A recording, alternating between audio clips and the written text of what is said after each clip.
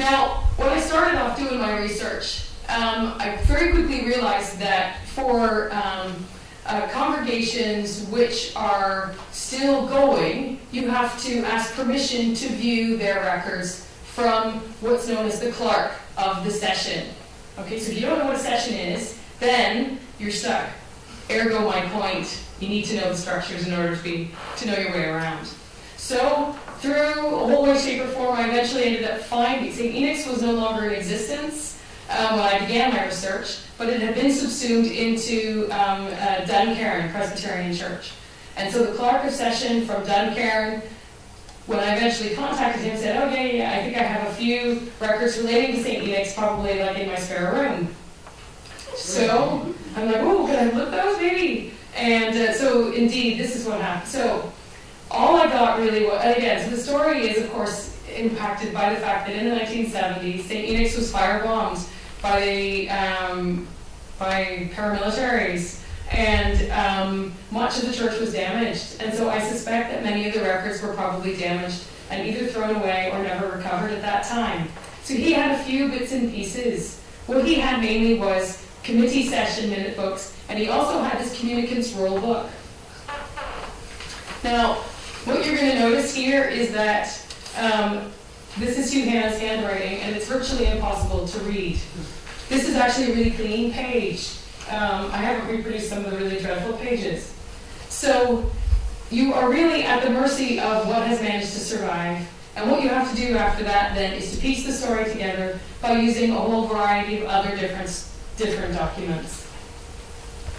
And an absolutely fantastic resource for looking at church history in the 19th century is the Humboldt newspaper. Because unlike today, where no article I don't think is any longer than 500 or 700 words, articles back then were considerable and substantial pieces of reporting. And what you quite often got were absolutely verbatim reports of speeches that would have been spoken or sermons that would have been preached in churches across Belfast. Okay, so here on the left-hand side, there's an article recounting the St. Enoch's annual concert. And on the right-hand side, you have a letter from Hugh Hannah urging everybody to come to the opening of the new congregation. And a few weeks later, there is a 2-column report of the opening of St. Enoch's, where everything is listed, the whole order of service and everything. So if you are missing, say, committee minutes, or you're missing annual general meeting minutes or accounts, you might find something in the local newspapers. Okay, so don't ever forget those. And quite often, the detail there is better. I find the detail of the proceedings of the General Assembly in the 19th century to be far better and more detailed in the newsletter or the Whig than it is actually in the Presbyterian minutes themselves. The other thing is that there's nothing like just using a name search in your local library catalog. All right, turns out that Hugh Hannah liked to write. He published extensively on happy topics like the dominion and doom of the papacy, and other, mild-mannered subjects. Okay, designed to promote community harmony and the like. Okay, but he has published a range of pamphlets, some of which are in Union Theological College, some are in Lindenhall Library, some of them are in McVeigh College up in Derry, but by checking all of them, you eventually get a whole sense of the man's corpus and what he himself has actually written and published. Okay? Many of his sermons were published as a result of his congregation being interested. Now, for someone with strong opinions like Hugh Hannah, it's unsurprising that he turns up in government records as well.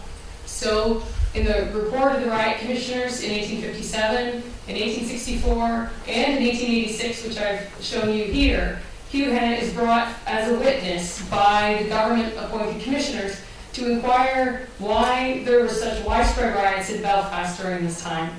And so Hugh Hannah then has his evidence then recorded. You can actually hear then his verbatim voice speaking in response to questions. You're not getting access to what his congregation thought necessarily, but you are at least getting a sense of what life was like on the ground and how Hannah himself actually saw things. I just thought I would show you a bit of, this is Clifton Street, heading up towards Carlisle Circus. The tower that you can see on the right-hand side is the site of where St. Enoch's would have been originally. But like I said, it was firebombed in the 70s and it was pulled down in 1993. And since then, a new church was built in its place. That church has since gone, and it's now used as like a substance abuse and treatment center by the Presbyterian Church. The great thing about genealogical research is that when you're doing all this other kind of churchy history, genealogical research turns up photographs of individuals. Okay? So, and the internet is a great thing. So all of these very active genealogists from America who are all descended from Hugh Hanna have over various points over the last 10 years contacted me to share their photographs and to share and to enable me to piece together Hugh Hanna's family life. So on the left-hand side, you have his 4 daughters, the eldest of whom is Frances Helena, who died unmarried, and to whom Hanna willed his entire estate when he died.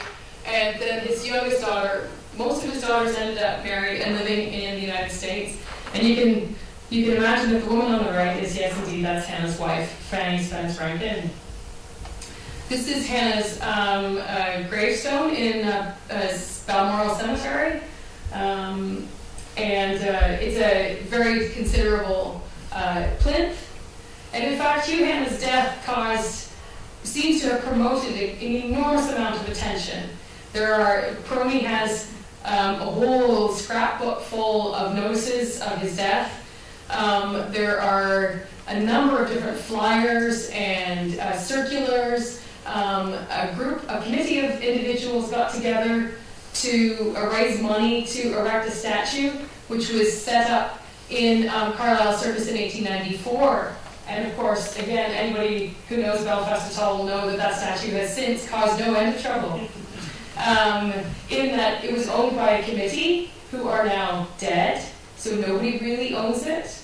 And every once in a while, Ian Paisley or someone like this has come along and wanted it to be re-erected somewhere. But to my knowledge, it still remains buried, much like the Ark in Raiders of the Lost Ark, in a council warehouse somewhere. Although I myself have actually never seen it. But you can see there the Belfast Telegraph from 1970 when a bomb planted at the base blew it off its plinth.